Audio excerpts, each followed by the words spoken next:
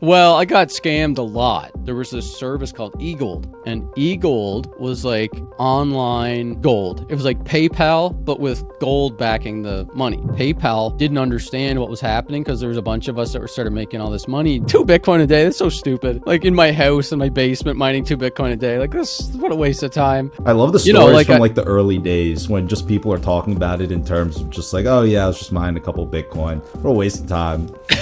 Yeah.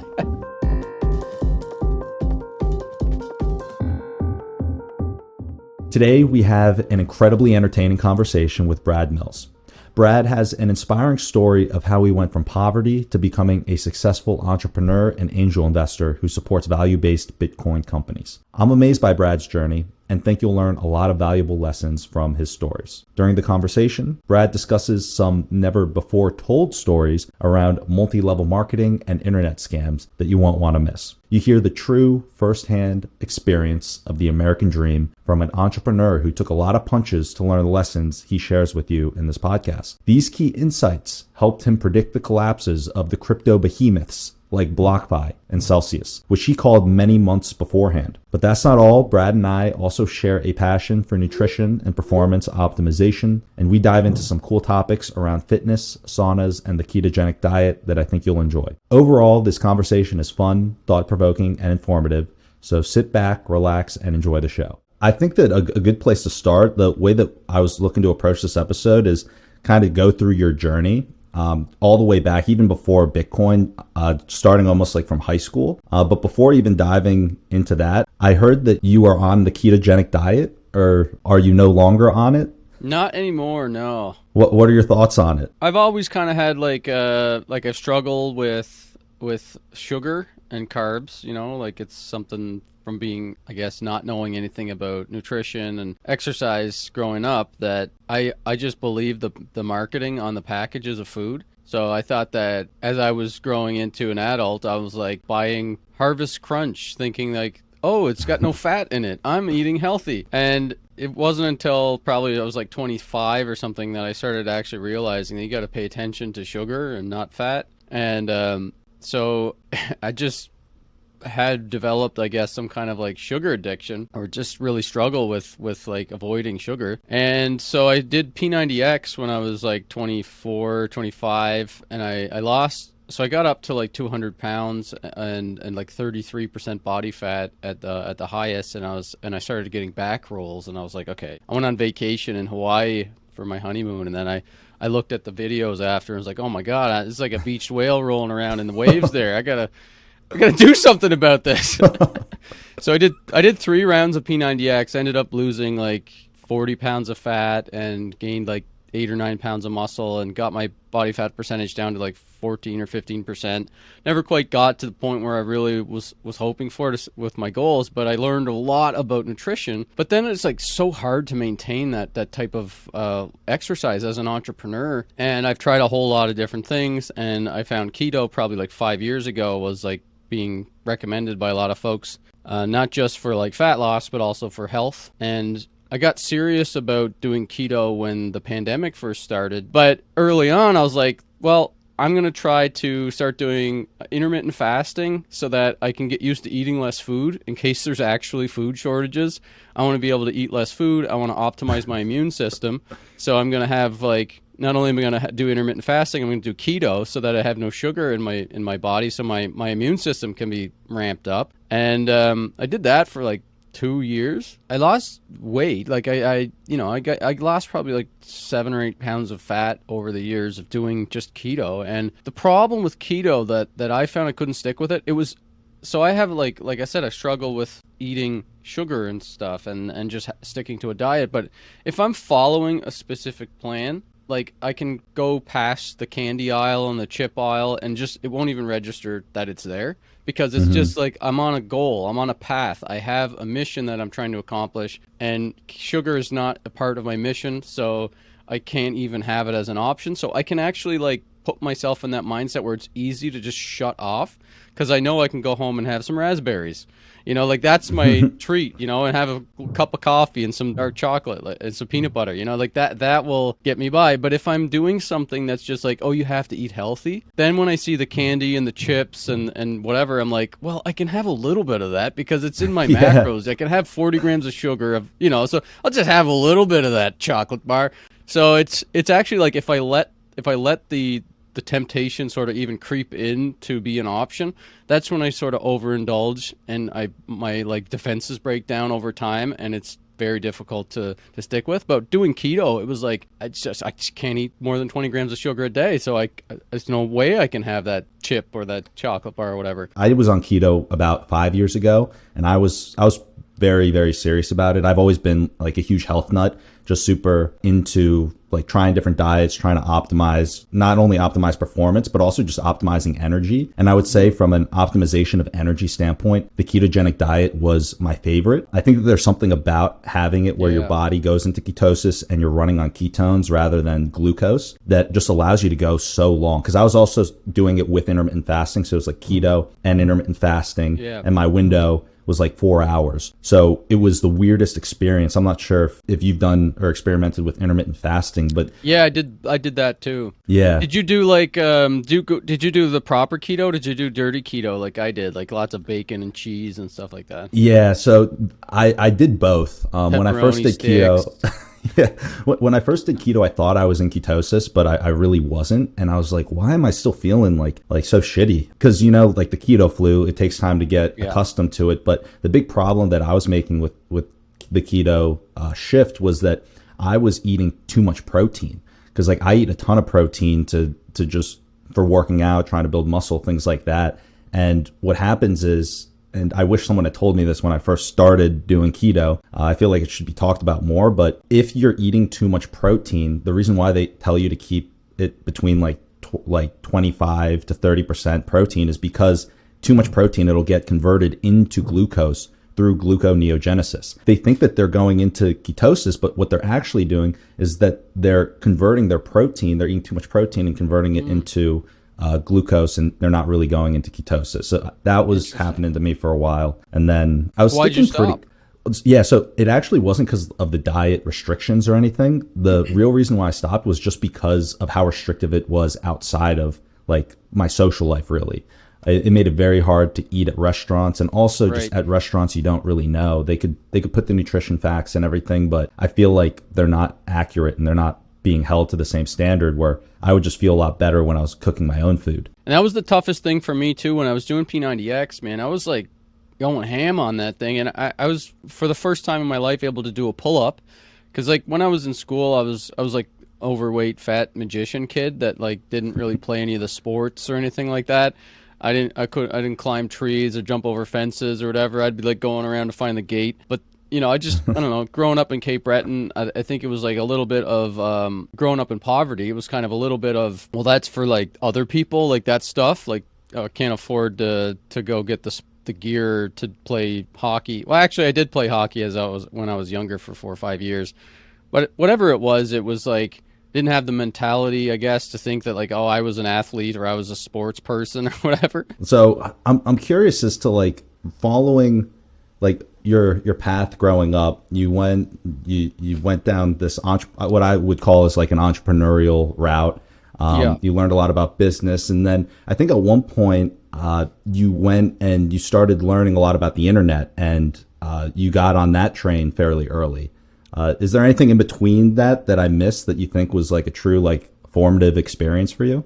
Well, when I got into high school, I realized magic wasn't really the thing that I wanted to pursue. I was a big, huge fan of Jim Carrey, and I was like, I want to be on SNL. Like, I want to be a comedian. I want to make movies and things like that. So I really got into comedy, and I gave up the magic thing for writing plays. So I started like writing screenplays, like comedy horror screenplays and sketch comedy stuff at local like the local theater, and kind of started doing that stuff. Got more into that, which I found more fulfilling than like breeding rabbits and cleaning up their diarrhea all the time. I didn't really like that too much. I also started selling hacky sacks. So like, How did you I get kind into of sell like, a hacky sack? yeah, I kind of fell into entrepreneurship.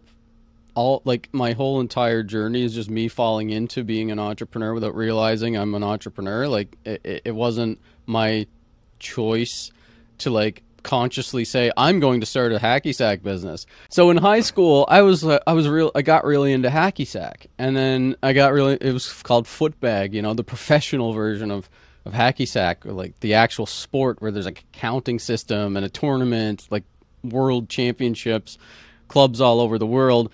So I got heavily into that, and what you needed to play foot bag with wasn't the like the mesh bag with the beans in it. It was a cloth, like a suede or leather or some sort of other like paneled. It was like a paneled hacky sack foot bag with sand in it. It was like softer so that you could do stalls and different types of tricks with it easier than the cloth bags. So it was like nobody was selling them in Cape Breton. You couldn't really find real foot bags in Cape Breton because it was kind of new. So I went online and I started ordering them, and there was this website called footbag.org where you could create your own club, and like it's like eBay, like you could buy hacky sacks from other people and stuff. So I created a club on there. I called it something stupid like Canada's Best Footbag Club or something like that. And it was just me and like 5 or 6 of my friends, or maybe I recruited like 10 people to join the club and create an account. So then this like manufacturer in Pakistan somehow found my club, and they emailed me, and they thought I was a big deal, and they were like, we would love to send you some samples of our foot bags. We saw that you run this successful club, and we'd love to partner with you. I'm like, whoa. It's like, okay, first I thought somebody's scamming me. Somebody's trying to like scam me. But then I'm like, yeah, I'm successful. I'm a big club. Like, I'll take some samples. I want 30 samples. And they're like, yes, sir. We'll send them to you right away. I'm like, Wow. what? They actually Big, believe big me? fish in a small pond. Yeah, there Still you like go. trying to hustle some free foot bags out of this this supplier. They actually sent it to me, and I'm like, wow, this is amazing. Like, so then I actually asked them, okay, how much are they if I wanted to place an order? And they're like 10 cents each or something crazy. I'm like, I'm buying these things for like $20 online. Yeah, I was going to say And 10 cents is ridiculously cheap. it was so cheap, and I was like, wow, that's crazy. Maybe it was like 50 cents or $1, I can't remember, but it was extremely cheap Yeah, just compared to super what I was cheap, yeah. what I was paying. So I didn't like the fact that they had this like fine grained sand in because I started playing with them. I started bringing them to school, and like I give them out to people to try, and then so I kind of became known as like the footbag supplier for the whole island. And there was like a couple of stores where the skateboarders would hang out, and then I started being like, like playing with those guys. I'm like, hey, do you wanna actually like sell these at your store? I got a supplier now Wow. that like will will It's like, send me this is a some lot cheap. better than the hash. This Yeah, is yeah. legitimate business, yeah. So then I started like How old learning were you how at to. this time? Sorry to jump I was in, like but 17. I was like, 17. Okay. yeah, Wow. this was right after the magic stuff. So it was like I started learning how to sew because Cape Breton has much better sand than wherever the sand they were getting from. Theirs was super fine grain, but Cape Breton is like medium grain sand, and it's the perfect weight and consistency for foot bagging. So I would start emptying the bags that they'd send me. I'd take them apart, empty the sand, and then I'd boil a bunch of sand so that the salt gets removed, and then dry it with a hair dryer on the stove. I ruined so many of my dad's pans Wow. because I was like baking sand to remove the salt so that it wouldn't erode the material, put the sand in the bags and sew them back up. And then I was like, okay, maybe I should just actually start a business, a little business where I would make Cape Breton sand foot bags. And everybody loved them. I think I sold like 1,000 foot bags across the island, and it kind of got me Wow. through college. It was one of the things that helped me pay for college because I was just ordering these cheap foot bags from Pakistan and then filling them up with Cape Breton sand and sewing them up and then selling them to the suppliers and even selling them on eBay. And I was just like sewing them in my basement while I was like, in college. I remember just friends are playing an Xbox or whatever. We're just screwing around, practicing jokes or reading sketch comedy bits, and I'm just sewing hacky sacks while I'm doing it. I got through went to comedy school in Toronto to learn about how to write screenplays and how to do sketch, like really actually do sketch comedy and write Oh, wow. creative writing, acting, film.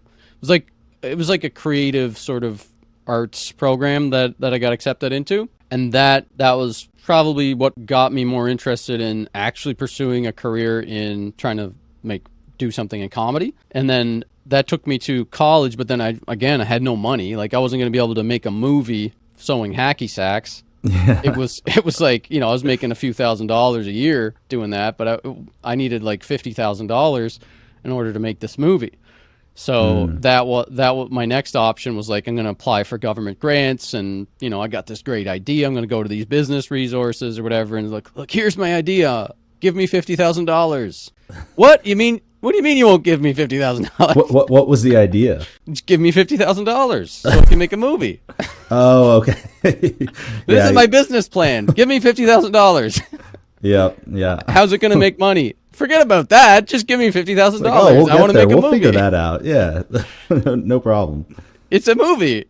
Like, oh, what do you mean you won't give it to me? So obviously, I couldn't get any support for that because didn't have any experience, and my diploma from comedy clown college didn't help too much with getting the free money. So I Googled how to make money online.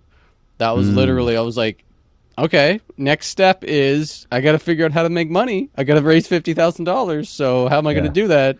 There's a weirdly large number of like times where the right answer is just Google it. Like you can literally learn anything off Google. I'm excited to hear the story here. So you went on and you Googled it, and what did you find? Well, I got scammed a lot. I mean, like I grew up Mormon, as I said. So I was very naive about people's intentions, and I just didn't really think people would try to scam me. I literally believed everything I Googled. I was like, you can make, stay-at-home mom makes $1,000 a month from your area or doing surveys. I'm like, what? I could do that. Just pay us $200 and we'll send you the information. Like, all right, here's $200. I can't wait to start making $1,000 a week from home. Yeah. And I literally fell for all that shit.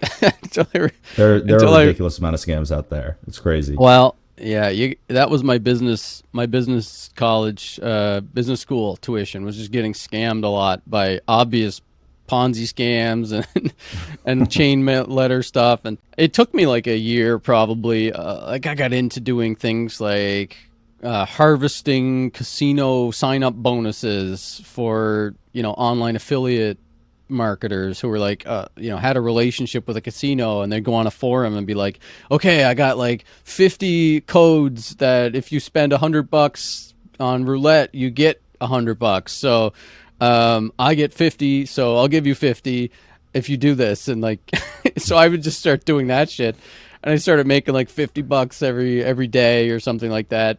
But it was like it's just like ridiculous, that's not sustainable. But I got down this rabbit hole of all these like schemes on the internet, like affiliate marketing schemes and conga lines for like people's referral links for freeipods.com was a big one that was popular back then. It was like, the landing page would be like, you can get a free iPod, just sign up here and we'll show you how. And then you'd sign up and be like, hey, congratulations, you're one step closer to a free iPod.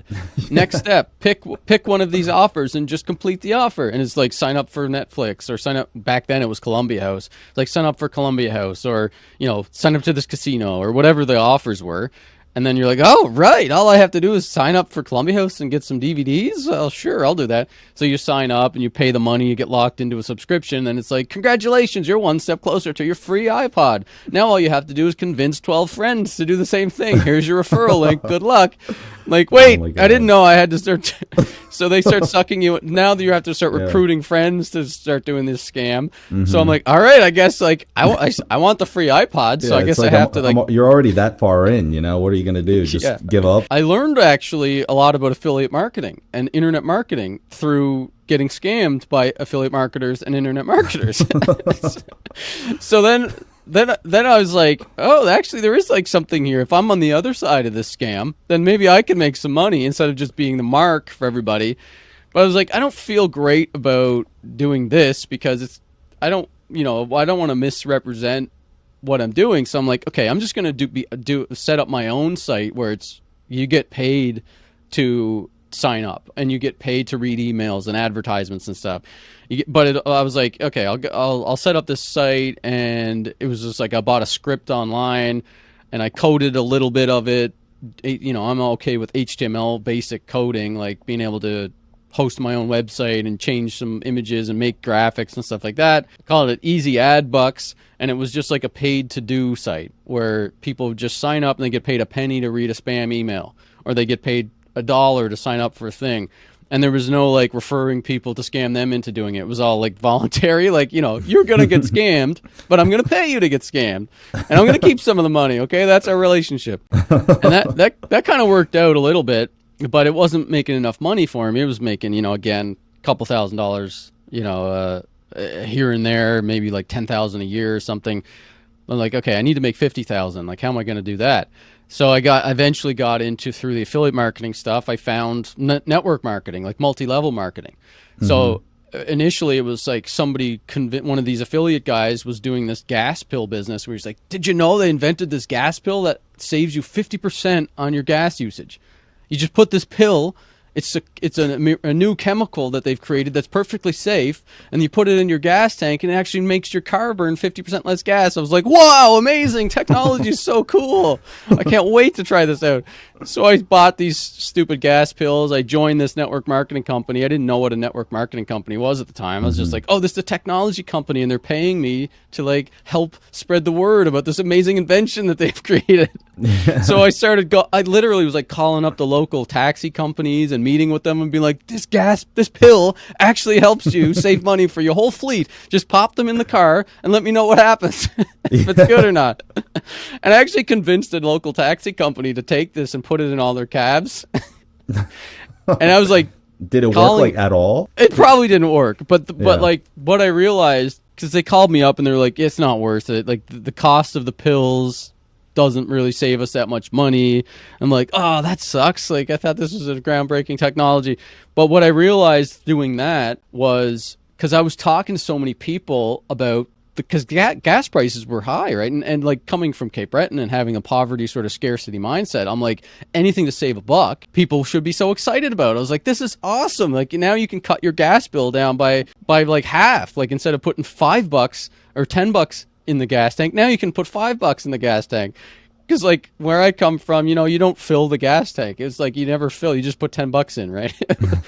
Probably most kids have that thing when they're high school and college. It's like you can't afford to fill the tank. You can just put $5 or $10 in. But this was a way to like save money. So I thought everybody would be so excited about this thing. And I realized that only poor people care about saving money on gas. And all the wealthy people that I had talked to just didn't care. They were willing to pay the price of gas. They didn't want to risk ruining their car. They didn't even want to bother thinking about the cost of gas, because they were focused on making money, and like they weren't thinking of like this scarcity mindset of, I have to save money on my gas, my SO bill. They were just like, I don't care. I'm just gonna pay what it costs to pump the gas. So I kind of learned a lesson about value and mindset through failing miserably at this, being scammed by this business. And I realized that if I was ever going to try to like make a business, it had to have incentives aligned. Like it had to be something that was not, if it was for wealthy people, if I was trying to make money, I should be trying to talk to wealthy people about something that they valued. If I was trying to make money for somebody like myself who was like not wealthy, then it should be something that is at a level where they can afford to do it, like a really small cost, and get a lot of people to help to like want to do something at a very small cost. And I realized that like network marketing was kind of a scam. Eventually I learned that lesson, because I got into this other one that it was like an affiliate marketing thing, and then another one that was like healthy vitamins and minerals. And actually did you ever hear of Vima? Vima's the one that I was in. Oh, okay. I got roped into that too. Did you? Okay. I got roped into Vima. Yeah. And at the time, I mean, now I drink like a ton of coffee, way too much caffeine. But at the time, like when I was younger, I just like had never had caffeine. I just stayed away from it, just wouldn't drink Right. any caffeine. And so I was getting all these drinks and I'm like, I can't even drink these things. So we were just getting like orders and orders and orders of these energy drinks. And it was Yeah, the just, Verve. Yeah, oh my God. I forgot love about that the stuff, the Verve. Verve. Yeah, the Verve. My friends loved it. I would just give it to them because I was like, I can't drink this. You guys. Yeah, eventually I enjoy. realized that, oh shit, there's so much sugar in this stuff. Like I don't know if this is Yeah, you actually must that have loved healthy. the Verve. Yeah, I did love the Verve. I think they eventually made one that, because I was complaining to them that it was too sugary, so they eventually made one, I think, with like 8 grams of sugar, so it wasn't too bad. But I remember I got into Vima in like 2004 or something like that. So it was 2005 maybe, so it was like before the Verve even existed. I know that they eventually ended up targeting colleges and like trying to go after young kids at colleges. And like, maybe is that where you found out about it, through college? No, I think I was in ninth grade at the time. Oh, really? You heard about it that young? Yeah. What like how did you hear about it? Just a friend or something? Or family It member? was someone at my school who it's actually funny, like he's an entrepreneur now too. But he was very entrepreneurial like minded, and he told me about it. He was trying to get me involved in it, and he's like, hey, you can do this, you can make money doing it. And I was like, okay, like I'll try. And then before I knew it, I was like part of the recruiting, trying to get people on these calls to learn about it. And then Yeah. I was getting frustrated because the guys who were supposed to be closing the deals on the calls just were never closing the deals. Oh, they sucked at it? They just sucked at it. And I'm like, okay, well, if these guys aren't going to close the deals, then I got to figure out how to close these deals Yeah. because these guys can't close anything. And so it's funny because looking back, I mean, I can't even remember. I don't think I made like much money, but at the time it was like an education really, because you start learning like, okay, well, this isn't working, pivoting. I got to figure out how to do it. So then I started hosting the calls, and then the people Right. that I found, they started bringing them to me because I would close it better than the guys who like were above, like Right. who got me in. Yeah. But then eventually I came to a similar type of realization that it seems like you did, where it's like, there are better ways to make money than this right here. So, Well, it was kind of like relevant to my Bitcoin journey, what happened to me with Vima, because, I was up until this point, it's probably like 2 years of me diving into this internet rabbit hole of trying to make money on the internet, getting scammed a bunch, literally falling for Ponzi scams. Like there was this thing called 12 Daily Pro back then, which was like a literal Ponzi scam. But it was like the Web 2.0 was this big thing. It was like, oh, the internet, the big advertisers are coming to the internet, and we're going to like allow you, like the little guy, to like take a share of those profits that the big advertisers are going to pay for internet technology or for advertising technology. So all you have to do is invest $1,000, and then we're going to put your advertising shares in with all the big advertisers, and as long as you come to the website once a day and you browse and look at all the other ads, you're going to share in the profits from Google and Microsoft and all these big companies that are advertising with us. Oh, and if you refer your friends, you get 12% of whatever they make. So just get them to put $1,000 in, and they will share from the advertising profits of Google and Facebook. And I'm like, wow, this is so amazing. New internet technology, Web 2.0 advertising is so great. And then after I quit my job because I was like, I started to make like more money just staying at home, like for a couple hours a night on forums and message boards, talking to people, AOL Instant Messenger and MSN Messenger, just talking to all these random people that were all trying to make money online. To join this thing, because it's like, it's just going to be the next big tech company and they're paying us out. And so I quit my job, and I was like, I pulled out like $6,000 from the ATM machine one night, and I showed it to my in-laws because I was living in their basement, and they were very skeptical of all my internet scams and getting scammed doing surveys and all this stuff. Mm-hmm. So I showed it to them, and they were like, oh, this is actually working? Like, you're actually making money? That's pretty impressive. Can I invest? And I'm like, yeah, you can invest. Everybody can invest. So like, I was just about to get my in-laws to like get scammed along with me, but literally like at this point I was kind of doing my own thing with the paid to read thing, and so there was this service called eGold. And eGold was like online gold. It was like PayPal, but with gold backing the money. So It was dollars on the internet that you could transfer to pay for these scams. Because really, like PayPal and the real processors wouldn't accept fraudulent companies. They wouldn't accept Ponzi scams. So little did I know all this. I only learned about this after. But there was this eGold thing, and eGold was trying to build itself as like electronic gold. And like it was like sending, it's like PayPal but with gold backing all the money. It wasn't dollars backing it, it was gold. So I'm like, well, that's pretty interesting. I didn't know anything about gold, or I didn't have enough money at the time to really care about investing. I was still trying to hustle. I was just trying to make money through entrepreneurial efforts and just hustling online. But I did get a little bit of a lesson about gold through using eGold. And I was using eGold to invest in this 12 Daily Pro thing because they were using multiple different payment processors that were like high risk processors. I remember one of them was called Storm Pay. It was based in Russia or something like that. And it was like no chargebacks. That was their big thing. It was like they guaranteed no chargebacks. They wouldn't process chargebacks. And then eGold didn't do chargebacks either because it was like, it's gold. You can't charge back gold. Literally, it was like it was a database on this guy's server. But I kind of learned about gold and censorship and centralization through getting scammed and Ponzi scams and how like rich people value things versus poor people value things. And so then it was like a week after I quit my job and showed my in-laws all this money, the whole thing got shut down by the FBI because it grew so big that the million people or something got into this scam, and the FBI came in and raided it and shut it down. And it turned out it was just this random woman that was like behind the whole thing. Everybody thought it was this big team of Silicon Valley executives that was like doing this business.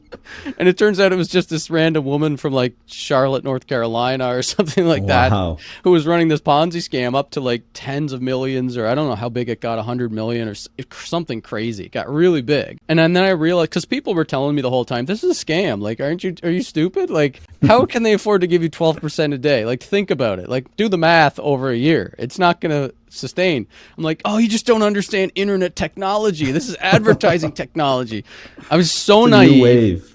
Yeah. So this is why I'm actually super empathetic to all the people, like the 10 million people or something that came into crypto over the last 2 years. Oh, yeah. And got tricked by Terra Luna and Celsius and all this like 100,000% APY nonsense and like even like 50 to 100% interest a year Ponzi scam crypto things. Because I was that kid like 15 years ago. I was that dumb idiot that was just like bright-eyed, bushy-tailed trying to make money online, and I got suckered in by all these charlatans and fraudsters and scammers. Like, I was naive. I didn't know that this shit doesn't make any sense. Well, I feel like that's one of the ways that you actually learn about it, is as much as it sucks for anyone who goes through it. It's like once you go through it, you really see like eyes wide open. Because I mean, I was the exact same way. Like when I first started with Vima, it was one of those things where there were adults telling me, hey, this is a pyramid scheme, like this is a scam. Yeah. And I was doing exactly what you did, where it's like, no, you just don't understand, like just trying to like rationalize it. But then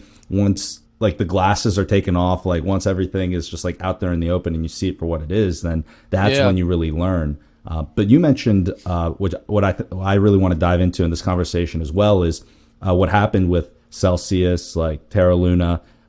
You were one of the people who saw this in advance, and I guess we can see why you were able to see that now after hearing your story. But with all that said, like, what were some of the warning signs that you saw early on, and when did you make the decision to start ringing the alarm bells? Because I think it is one thing where if someone's building a legitimate business, you don't want to ring the alarm bells if you don't know. But there must have been like some type of point where you just had that conviction where you knew, okay, this is what's going on, and I want to start letting people know so they can protect themselves. And the one last caveat before you answer is that I actually, it's a big mistake that I've made in the past. BlockFi was a sponsor of the podcast, and then like I mean, when we were running the podcast earlier, we were running a schedule where we had people recording like a decent amount of time in advance, and like one of the people I interviewed was Mashinsky, and I just like.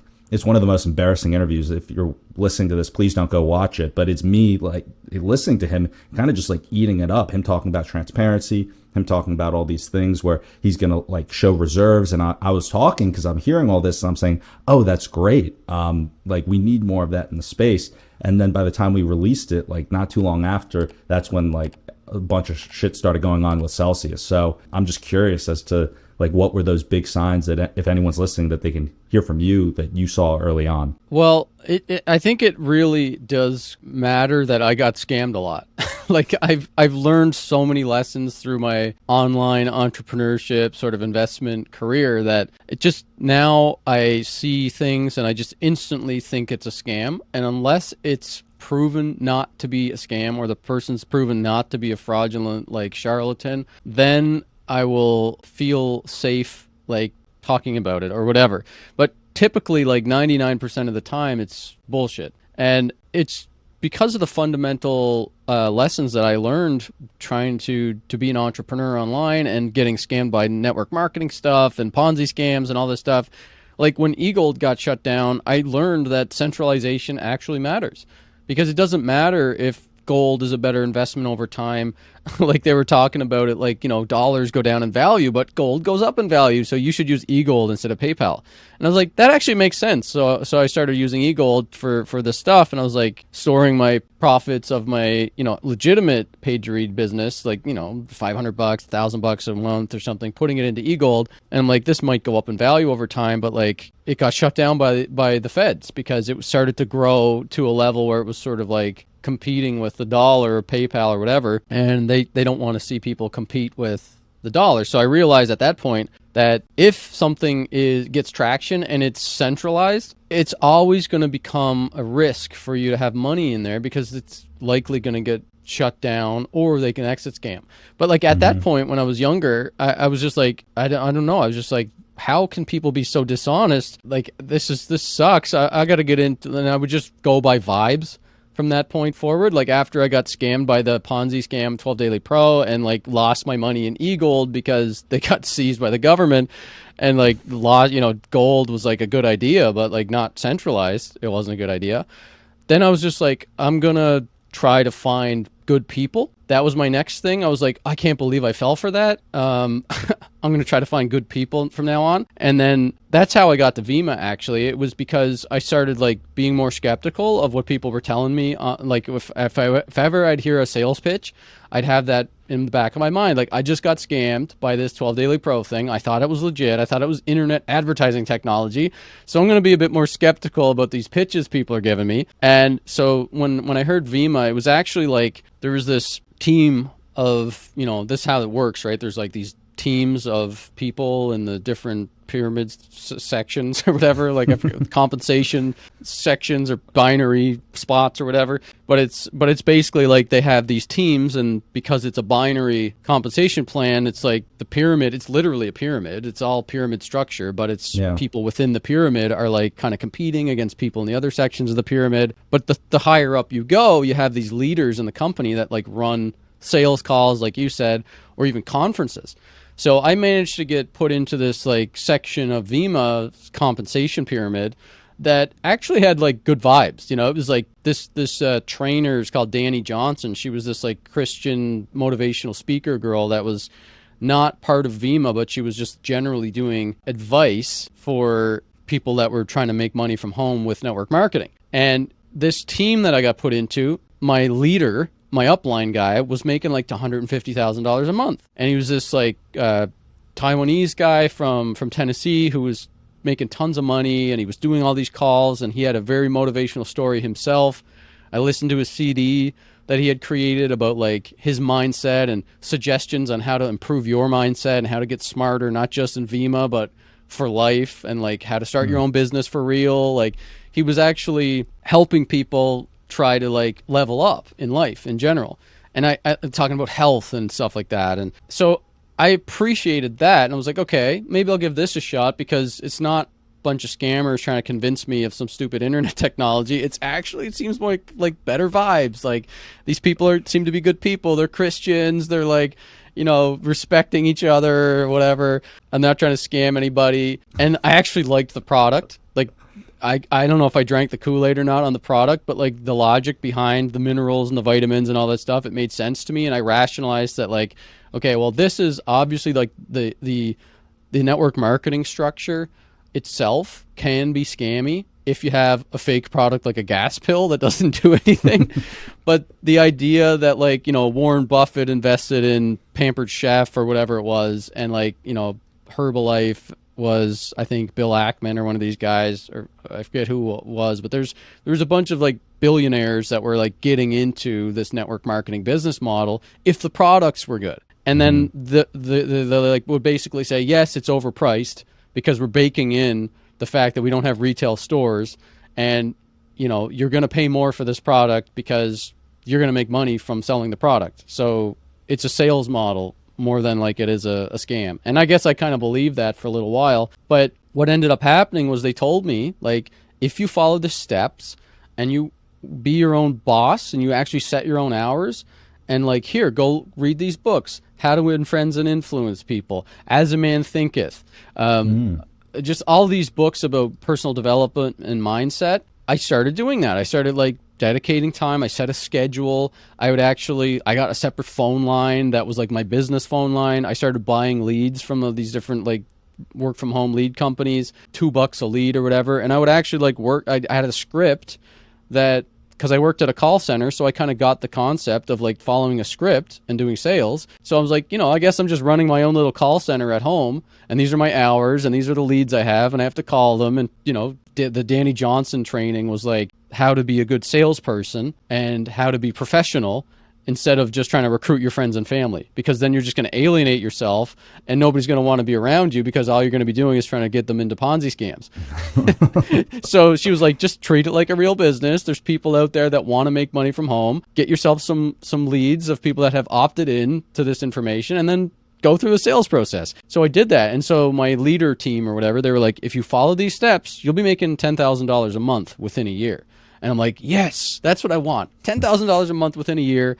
Then I can make my movie. Because it's still about making my movie at this point. I had the screenplay all written. Okay, so that was going on the side where you constantly iterating. It's incredible to see that this was all for this one. It was all for the movie. Yeah, in the end, I was like, I wrote the movie script, and I went through this, like, film school, sort of like budget film school training thing on a book that basically was Dove S.S. Simmons wrote, like, From Real to Deal. And it's just like 800-page book about, like, how to make a movie from start to finish. Really teaches you all about the film business. So I was doing that and I wrote the screenplay, and I'm like, I got to make $50,000 to make this movie. And all these internet scams are, like, my way of trying to get this movie made. And then so, like, the movie The Secret comes out, right? And it's, like, all about vision boards and goal setting and, thinking good vibrations, all this stuff. And I was, like, really into that. I was like, okay, this can work if I really focus on these goals. So I set a whole bunch of goals. I wrote myself the checks like they do, because there was also this thing, like, where Jim Carrey wrote himself a check for $1 million, and he dated it. When he first got to Hollywood, he, like, went to the Hollywood Hills, and he was, like, looking over the city, and he wrote himself a check and put it in his wallet, said he would always be focused on his goal of, like, making it in Hollywood as a successful comedian. So I'm like, you know what, there's stories where this can actually work, where you can focus your mindset so much that on your goals that you can just make it happen. So I did that. I started, like, writing myself checks and keeping them on my vision board and in my wallet. I got my grandmother to, like, write me a check write a check that I wrote to her. Basically, it was, like, for $25,000 to pay off her mortgage. So that was, like, one of the big goals that I had, was, like, to help my family get out of poverty and, like, help them get out of, like, debt slavery, because nobody really had much in Cape Breton, and my grandparents were on this, like, really shitty mortgage that the bank got them locked into. And I was like, I want to help them with that. So I kind of had all these goals set. RV, that was a big one. I really wanted an RV. Just eventually I was thinking 10 years ahead, I want kids and I want an RV and I want to be able to, like, travel back and forth to Cape Breton and all these things. So I focused on all that stuff, and I started really diving into executing what they told me to do. And I did it, man. Like, a year went by, and I was, like, literally had, like, 150 people that I had recruited in this kind of ethical way, more than just like, oh, these gas pills are going to save you. It was more of like, this is a business. The products are priced in a way that is that's overpriced. It's, like, fully transparent. What I was doing anyway was, like, we're trying to just earn money. If you also want to earn money, don't be going recruiting your friends and family. Treat it like a real business. And that was how I did it, right? But at the end, so I had like 100 and some people, and I got the attention of my upline guy who was like, you know, making 150 grand a month or something off this business. And he's like seeing my pyramid grow. And he's like, "Who's this kid from Canada? Okay, I'm gonna go meet him." So I met up with him, and he's like, you know, started helping me out. And then I started my own lead business because I was only making $2,000 a month. So I had gotten some success with it, but I wasn't making $10,000 a month. I was making $2,000 a month, and I'm like, this is kind of like, did I get scammed again here? Like, you guys told me a year ago that if I did everything right, I'd make $10,000 a month.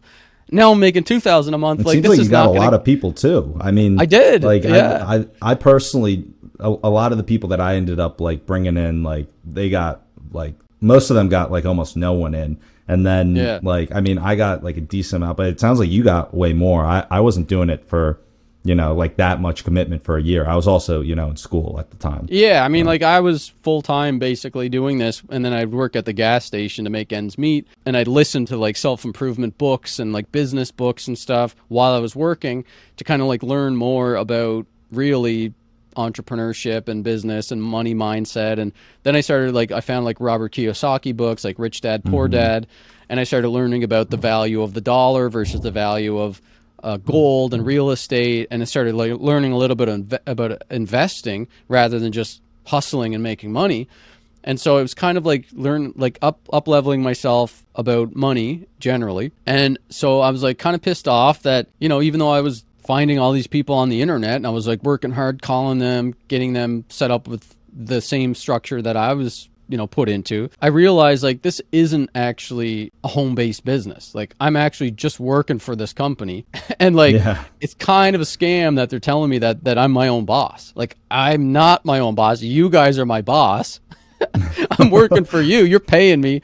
So I'm like, all this stuff that they had taught me about like being my own boss, I'm like, why don't I actually just be my own boss? Like, what's the point of me working for as a contractor for a network marketing company if I'm not going to make all the money that I'm like putting all this energy into? So I started my own lead company. That's what I did. I started generating my own leads for network marketing. So like for people who wanted to make money online. And I did the same mistake I did with the call center. I emailed, so I had 2 email lists that I was saving through like on a notepad, just of like people in my group, right? Like people that I recruited and my, you know, leaders or whatever.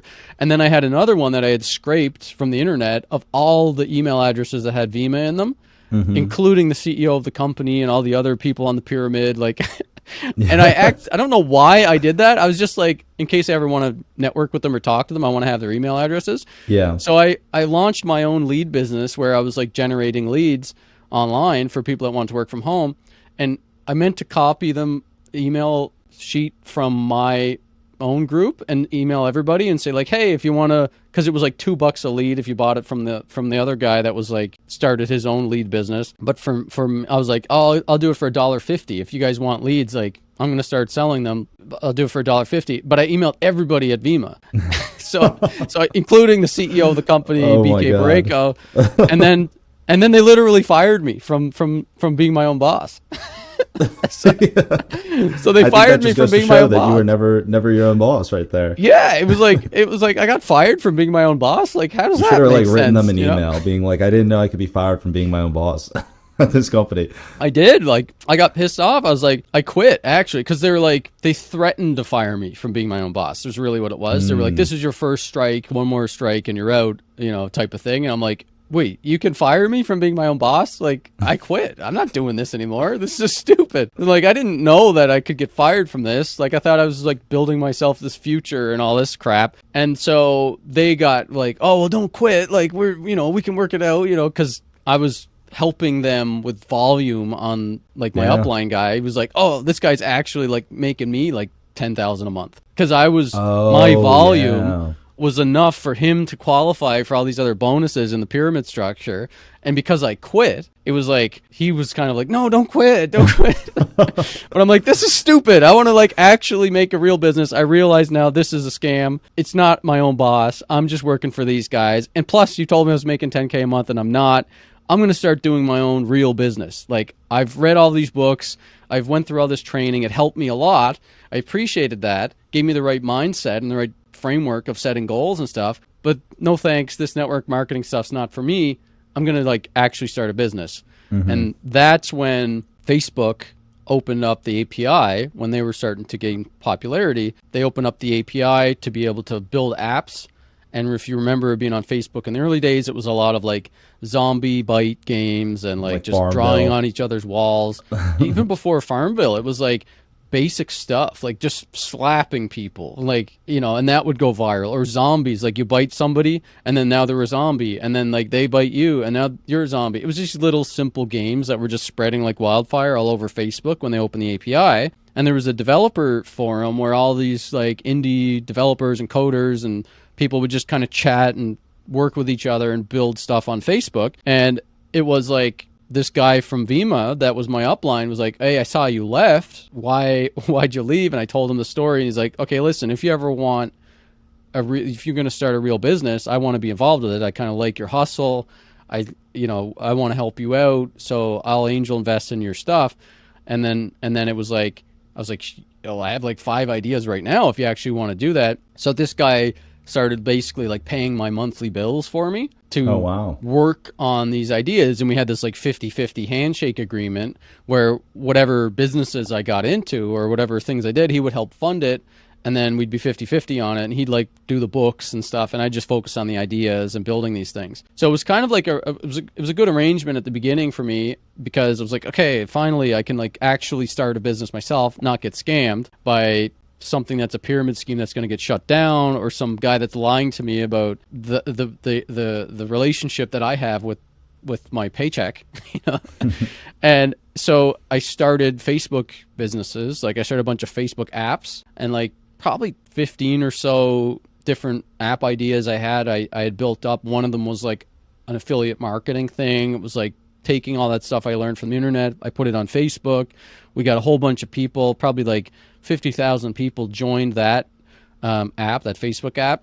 And they were like doing offers and getting paid to read messages and stuff like that. But then I came up with one that was like a game. And I'm like, okay, I have this game idea I really want to do. It'd be like a couple $1,000s to get made. So I found a developer, reworked the deal with my investor guy to be like a third on this game if it worked, because the guy wanted some money, the coder guy. I was like, I don't have any money. Will you take Ponzi vitamins? And he's like, no, I don't want Ponzi vitamins. He's like, I want some money. I'm like, well, how about shares? If this works out, we'll split the profits. And he's like, okay, I'll do that. And it was a guy from Halifax, actually. This young guy from Halifax. So we started this game, and it went nuts. We got like 1 million players in the first month. What? Yeah. What was the name of the game? It's like a lottery game, basically. You roll the rim up, and you can win prizes. So you can win like donuts and free coffees, or $10 or $50. Like there's all these different prizes, and the grand prize is like a new car. And it went nuts. Like people loved it. There's like 1 million people downloaded this app and started playing it. That was actually because I was into affiliate marketing. I had it like integrated with ads so that people could earn more of the fake cups by watching ads or by doing an ad or something. And people were just going nuts over it. They were doing tons of advertising, like watching tons of ads and filling out surveys and all this stuff to get more of these fake cups. And I'm like, wow, people really love this fake cup thing. And eventually it kind of like peaked. Like it got really viral. It went viral in Canada on Facebook, and then it peaked. And there was about 100,000 people a month that started playing this game, and they started asking to buy the cups. And I was like, you want to spend real money on virtual items? Seriously? And we were like, okay, we'll sell you fake cups. Okay. What year was this again? 2007. Wow. Okay. Maybe 2008. It was brand new. Like, I was on like the bleeding edge of the social gaming thing. I just, right time, right place, was focused on these goals I had. I just laser focused on like making this money to make the movie, helping my family, getting the art, like all these things. I really wanted to make this $10,000 a month thing real, and actually got up to $10,000 a month within 6 months of quitting the scam stuff. You know, I had this sort of successful thing. We started actually selling and raising money for like charities. We would do like these branded campaigns with like Big Brothers Big Sisters and like pink cups for like the Pink Ribbon Foundation, and we did green cups for the David Suzuki Foundation for like, you know, conservation So we would ended up donating like $100,000 to all these charities while I was making money myself as well, selling people cups. So it was like kind of a really cool thing. I learned about like how people can really value digital stuff. And we had a currency in the game. It was like rim bucks, I think we called it, or something like that. And people were actually treating this thing like a real currency. And they were like on the forums, because we had a forum where people could talk about the game, and people started like getting married. Like there was like two people that got married from the game forums, and Wow. like somebody got a tattoo of the logo of the game. People would start to like, it became part of their lifestyle, like this digital game thing that had no real value outside of the game. And they started selling each other their currency and their items, because we would make it so that they could collect like stamps and stuff, and like you had to get all the stamps and you get more fake money in the game every time you logged in. So it was all these like gamification things of like trying to get people to like make the new leaderboard. Like we had a leaderboard up where people were like making the most every time they logged in. And all this stuff was new. It was like cutting edge. But, you know, we were a small indie, like small team, right? So eventually that kind of like died off as the bigger companies got involved. But I remember a couple times, one of the things was PayPal didn't understand what was happening, because there was a bunch of us that were started making all this money and we were using PayPal. And PayPal, it was notorious for just canceling our accounts and freezing our money. And all these game developers on the forums were complaining about like having like $50,000 just arbitrarily locked up by PayPal with no word about why they did it. And like, oh, it's just like 6 months review process on your account. man. So you're just like locked up. So I learned all these valuable lessons doing that for like a year about centralization, again, about the risks of using centralized payment processors. I learned about how to manage like, and how hyperinflation worked, because I accidentally hyperinflated my game currency. And I caused this chaos problem. Like I did a promotion where people could like get like 50% off or something like that. And then I do, oh, this worked really well. A lot of people paid. And I did 100% off. And so I kept inflating the game currency, not thinking about the total supply. And eventually it caused this like hyperinflation of prices in the game items. And I was like, what did I do? That was my first sort of realization that people could really value something digitally that did just purely live digitally and didn't have any tie to the real world and didn't have any outside value. Like I didn't have this idea that like you could make money doing this game. It was nothing like, there was no like making money or earning yield or any of that stuff. It was literally just for fun. It was like, you're just going to play this. It's just a game. For the first time in my life, I started actually like having extra money. Okay, now I have some extra money. I don't want to put it into stocks because Occupy Wall Street was happening around, you know, this was like a few years of a period. Yeah. Was this around like you said 2007, 2008, like when you were having these thoughts of you finally had made some money, you're wondering like how to protect it? Is this around 2009, pre or post great financial crisis?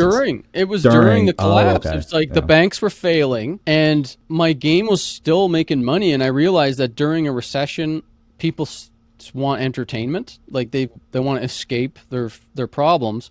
So we had a lot of success with the game where a lot of people were losing money with their businesses and stuff. In the real world, in the virtual world, like business was going good for me. So I was kind of like learning about the banks failing and the problems with money and the bailouts from listening to like libertarians and like people like Ron Paul at the time, learning about the history of money. I'm like, yeah, this is very much like a Ponzi scam, the dollar itself.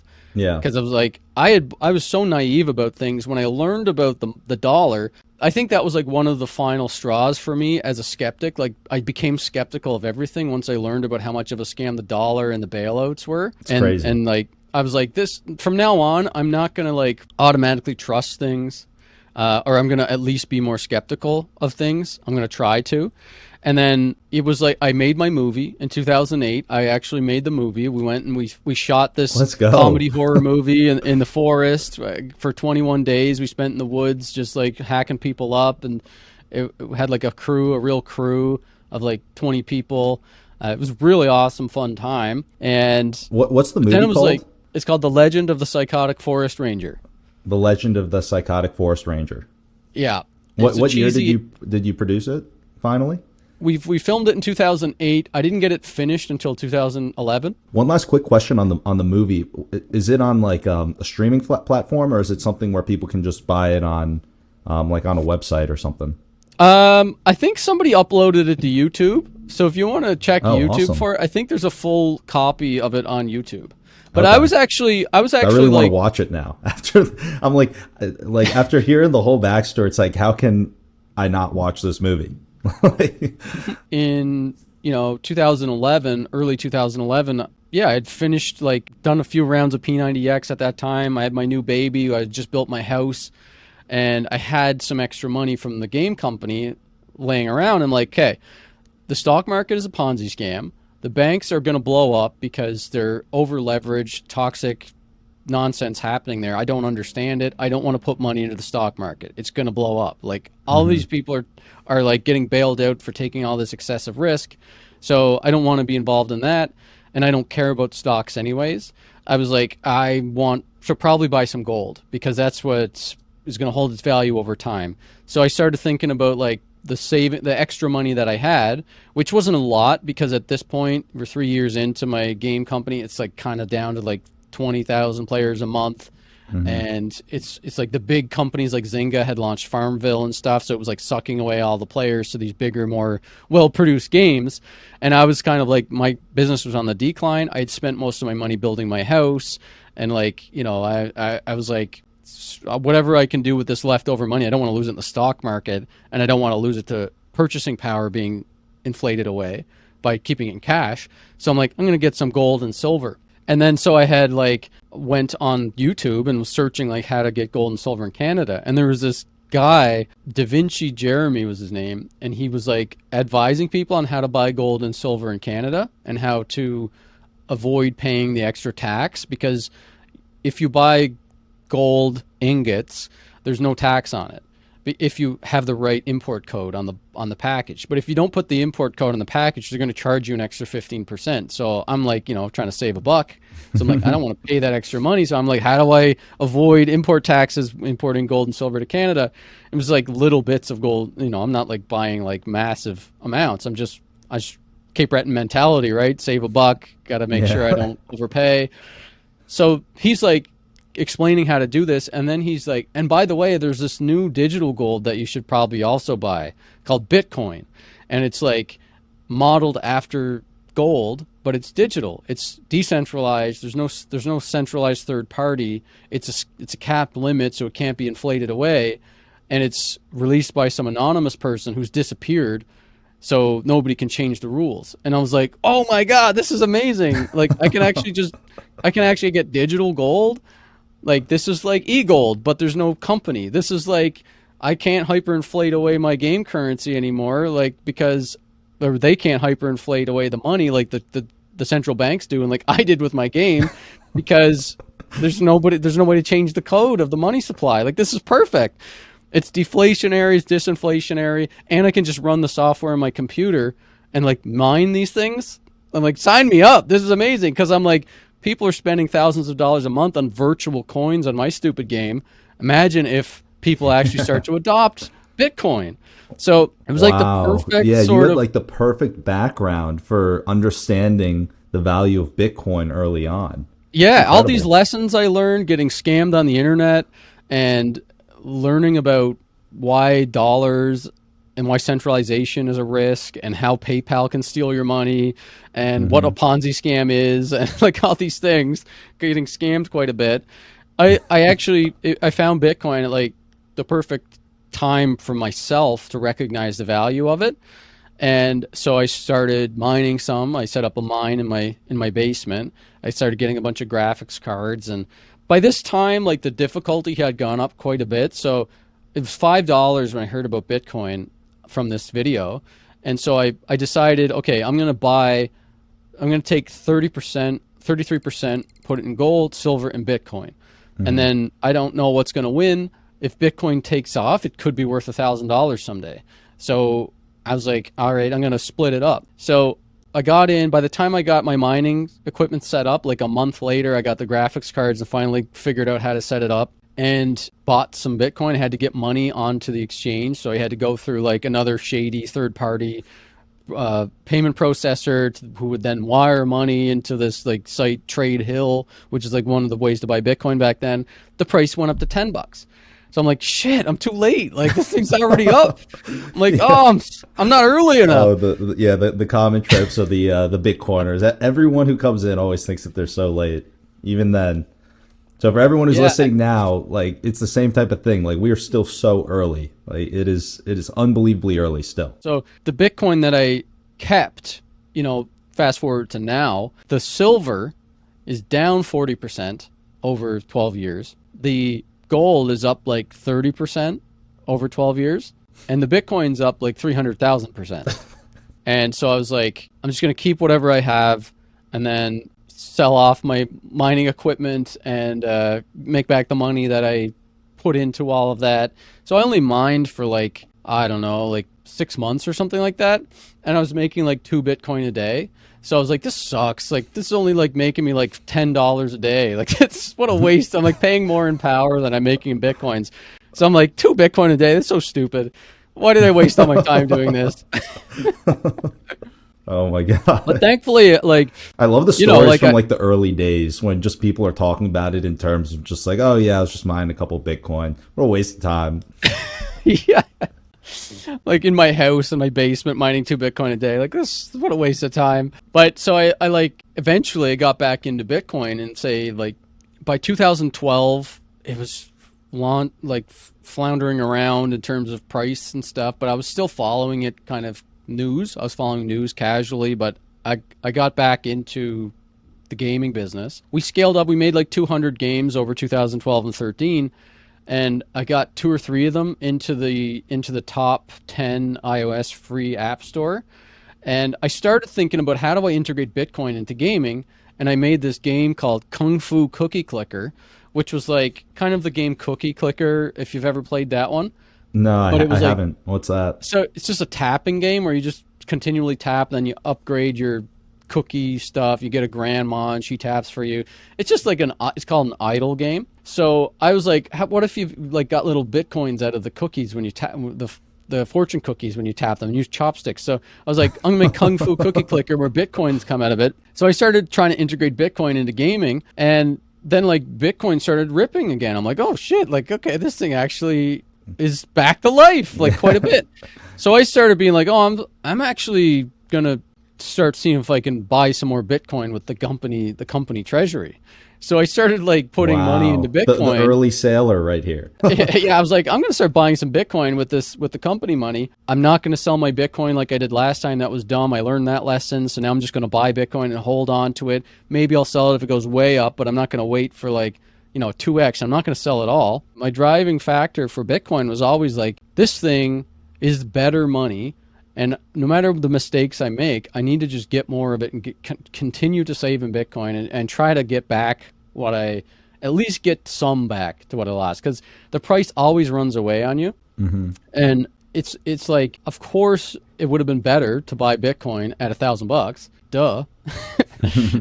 and like, obviously, I should have bought Bitcoin, more Bitcoin at $200. But I buy Bitcoin all the time, even still. Like, I don't think ever going to get back to my Bitcoin high water mark where I had in 2011. So it's a really hard thing to wrap your mind around, to fundamentally understand where Bitcoin could go and then to make the decision of like, do I buy now or do I wait? The rest of this conversation with Brad discusses the collapse of banking institutions and artificial intelligence. So make sure you subscribe so you don't miss it. And in the meantime, you'll love learning from Kyle's entrepreneurial journey, where he shares secrets of the entertainment industry with you that you won't want to miss. Inflation